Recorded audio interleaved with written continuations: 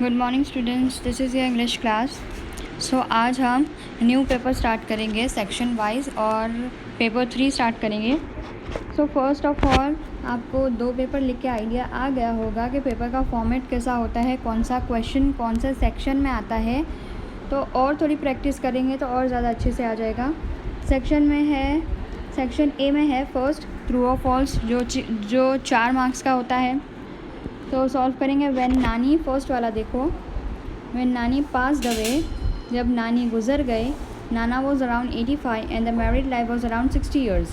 तो नानी जब गुज़र गए तो नाना 85 ईयर्स के थे और उनकी जो शादीशुदा ज़िंदगी के साल थे वो 60 साल थे। ठीक है, 60 साल उन्होंने साथ में गुजारे थे, तो उसमें आएगा ट्रू।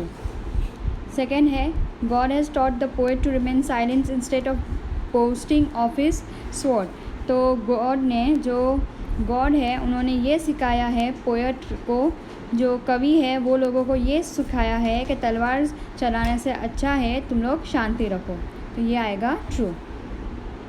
थर्ड में है Helen is appealing to the editors, statesman and administrators for giving freedom to citizen. तो हेलन जो एडमिनिस्ट्रेटर थे, जो गवर्नमेंट थी, जो वहाँ के रहने वाले थे, एडिटर्स थे, जो चलाते थे वो देश को या फिर वो सिटी को जो चलाते थे, तो उनको आज़ादी के लिए, लोगों की आज़ादी मांग रहे थे, तो इसमें आएगा true. Next, the customer is very technical. जो कस्टमर है वो बहुत ही टेक्निकल है, तो इसमें आएगा फॉल्स, वो टेक्निकल नहीं है। नेक्स्ट है find and right the nearest meaning. तो आपको एक वर्ड दिया गया होगा, उसके सामने ढेर सारे ऑप्शन है, तो वो ऑप्शन में से आपको ढूंढ के लिखना है कि कौन सा ये वर्ड का मीनिंग है, मायना है। ठीक है, तो इंटोनेशन का मतलब होता है इन्फ्लेक्शन, परछाई। 6 है डिफाइल। डिफाइल का मतलब होता है स्पॉइल, ख़राब करना। डिफाइल का होता है स्पॉइल। तो आप डायरेक्ट आंसर में कैसे लिखोगे, इंटोनेशन, उसके सामने इन्फ्लेक्शन, या फिर डायरेक्ट 5 नंबर दे के इन्फ्लेक्शन, 6 नंबर दे के स्पॉइल। ओके। 7th है इंडोलेंट। इंडोलेंट का मतलब होता है आलसी, तो आलसी का है यहाँ पर लेज़ी। ओके। नेक्स्ट है select the most appropriate language function given in the bracket. तो आपको 8, 9, 10 ये 3 सेंटेंस दिए गए, जुमले दिए गए हैं। जुमलों को पढ़कर ये अंदाज़ा लगाना है कि इस पे कौन सा वाला फंक्शन आएगा। 8 वाला है no sooner did she take poison than she died. इसने अभी अभी तो पॉइज़न लिया है और वो तुरंत ही मर गई। ठीक है, तुरंत ही वो मर गई। तो यहाँ पर क्या बताया गया है, टाइम बताया गया है, क्योंकि उसने अभी ही पॉइज़न लिया और वो अभी ही मर गई। तो शोइंग टाइम कहाँ है, यस, शोइंग टाइम। 9th है not only Kohli but also Rohit pledge well. तो सिर्फ कोहली नहीं बल्कि रोहित भी अच्छा खासा खेल लेता है। तो यहाँ पर क्या दी गई, मालूमात दी गई है, राइट। तो यहाँ पर आएगा giving information. 10th Mohan was such a dull student that he could not give answer. Mohan इतना डल स्टूडेंट था, डल मतलब इतना डोबा स्टूडेंट था कि वो जवाब नहीं दे पाया। तो यहाँ पर क्या आएगा, मोहन डोबा था इसलिए जवाब नहीं दे पाया, तो ये रिज़ल्ट है।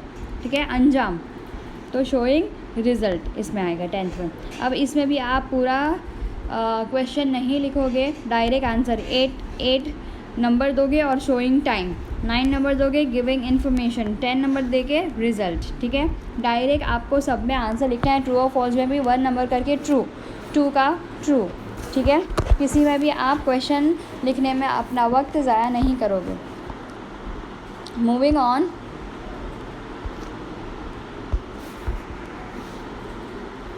चलो नेक्स्ट है select the most appropriate language function given in the bracket.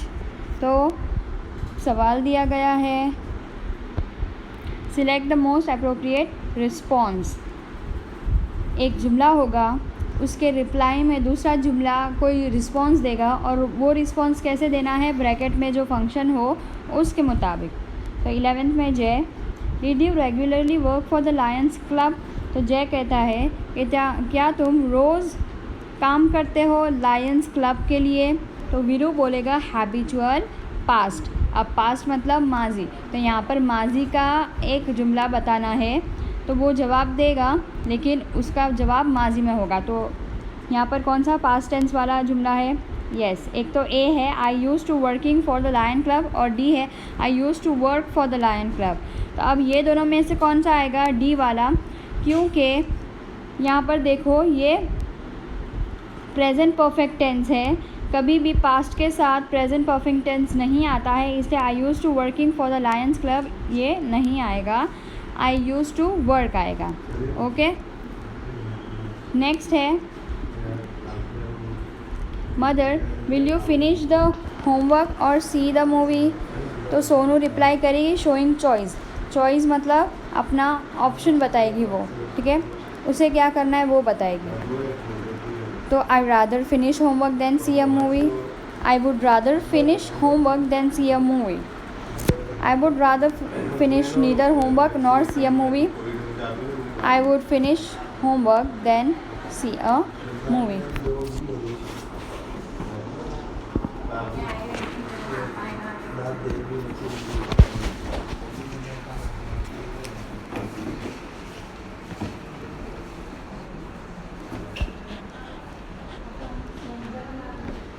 सो यहाँ पर आएगा I would rather finish homework than see a movie, B वाला, क्योंकि यहाँ पर क्वेश्चन में है विल का पास्ट टेंस होता है वुड, और उसको चॉइस बतानी नहीं, इसलिए बी वाला आएगा I would rather finish homework than see a movie. Next है teacher why do people move to urban areas. तो टीचर पूछ रहे हैं कि लोग शहर में क्यों चले जाते हैं रहने के लिए। तो स्टूडेंट शोइंग पर्पस मकसद बताएगा। ए है so that they want to get better facilities, B है so that they want only to earn money, C है with a view to earn money, और डी है so that they can get better facilities. तो showing purpose मकसद होता है, मकसद में हमेशा सो दैट आता है, इसलिए so that they can get better facilities, और ये चीज़ फ्यूचर टेंस में है। नेक्स्ट है Tarun which is better hill station, Manali और शिमला। यहाँ पर कंपेयर करना है, तो Manali is better than Shimla. Okay, next select the most appropriate question to get the underline word phrase as an answer. तो यहाँ पर आपको जवाब दिया गया है, आपको सिर्फ सवाल ढूंढकर लिखना है।